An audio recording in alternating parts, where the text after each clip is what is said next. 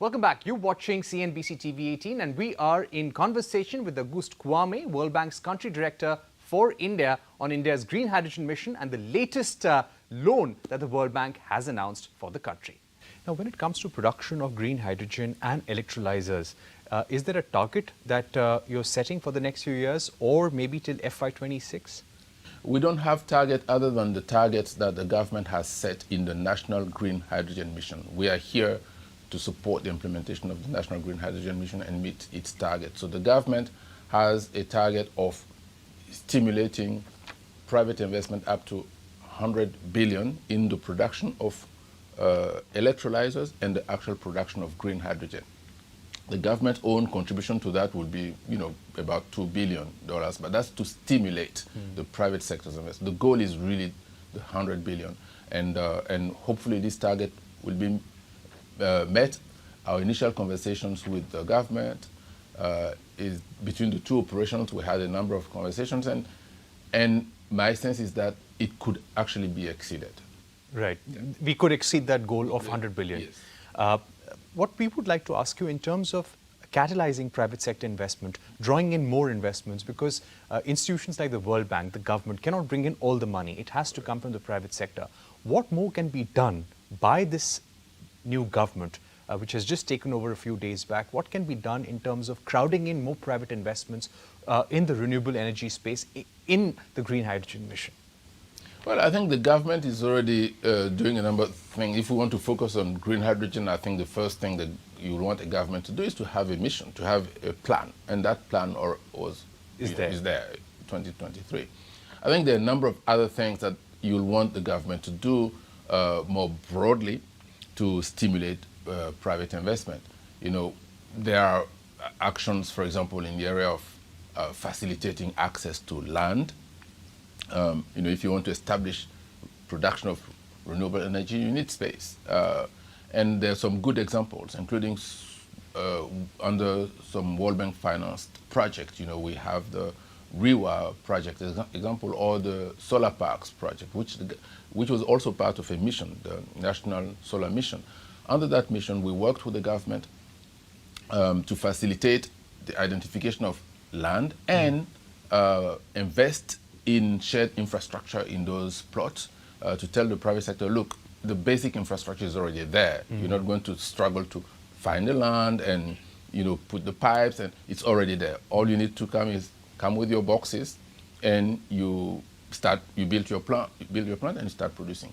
The second thing we did, which with the government, is to come up with mechanism for bulk purchase agreement, because when the private sector produces, they're not sure whether they'll be able to sell their output, especially in new sectors that are emerging.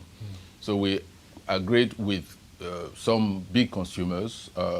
In the case of REWA in Madhya Pradesh, there was an agreement with Delhi Metro to bulk purchase their output, and that helps private investors come in. The other thing that you will want the government to do also to attract the private sector more broadly, and specifically in the energy sector, which is skills. When investors come, they want to make sure that they have people to work in their factories, people who are skilled enough. So there is a need to invest more in skills, more in talent. And where the skills and talent are not available, maybe you want to make the labor market flexible enough for investors to be able to import workers from other states or perhaps from elsewhere in the world. Then there are the issues of what will happen if the investor has a conflict with some other investors or with some clients. So you want to have convey to the private sector that there will be mechanism to resolve conflict, to settle conflict quicker, really quicker, so that they know what will happen to their investment.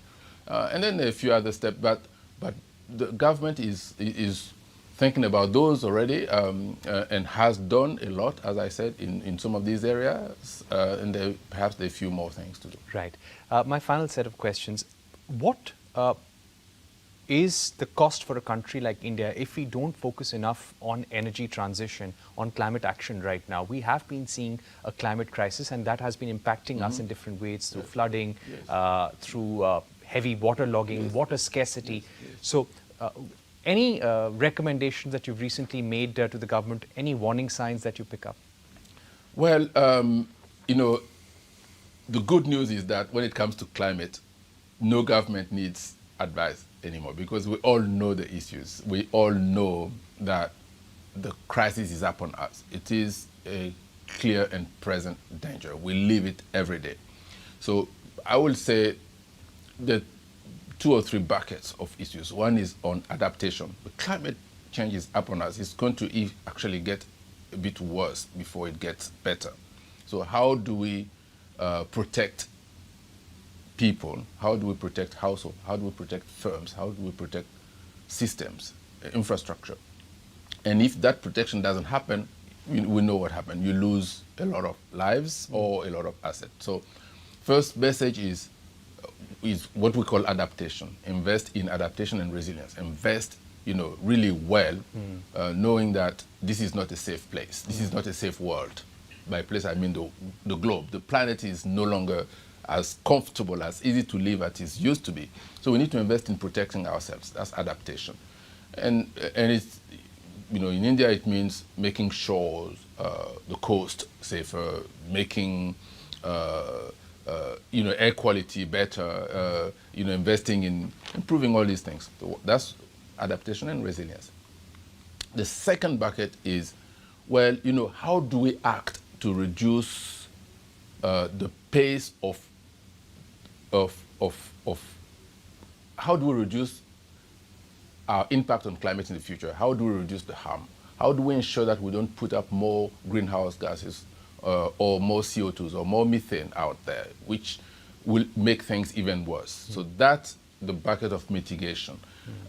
And for that, the challenge is what a country does benefits others. Right. It doesn't benefit that country alone because the air has no limit, the space has no limit. What we produce here, the bad thing we put in the air in country A comes to India and vice versa.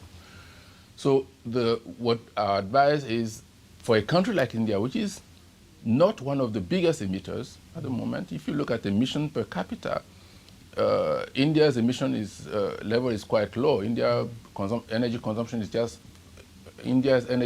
per capita is 1/3 of the global average. And the emissions are below global average per capita. But India is a big country. So if you add everything that each of us living here in India produce, even though it is a small quantity per person, when we add it up, it adds to a big number because the population is large. And as the economy grows, even though the GDP,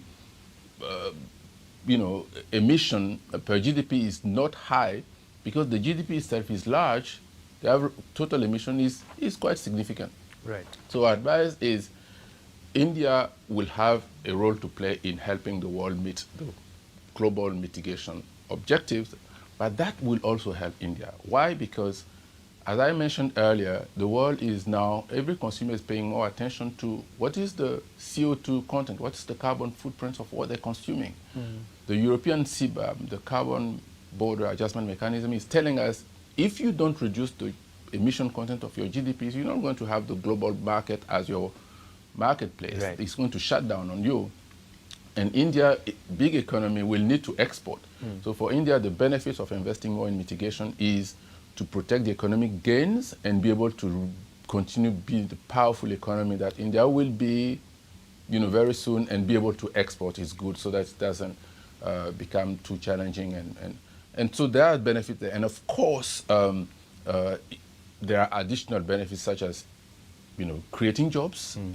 India is a big economy, and therefore, if India invests in renewable energy, in energy transition, this will create jobs because it is a growing area.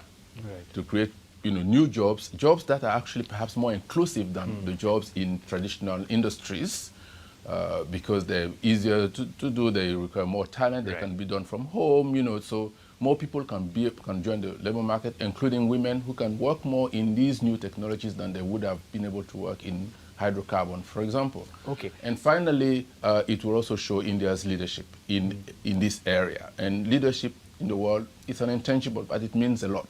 Thank you very much, Auguste Kouame, for speaking to us, telling us about the Green Hydrogen Mission and the second phase of support from the World Bank for the India government, and also your projections for the Indian economy. Thank you once again for talking to us. That's all we have time for on this special broadcast. Thank you for watching and goodbye.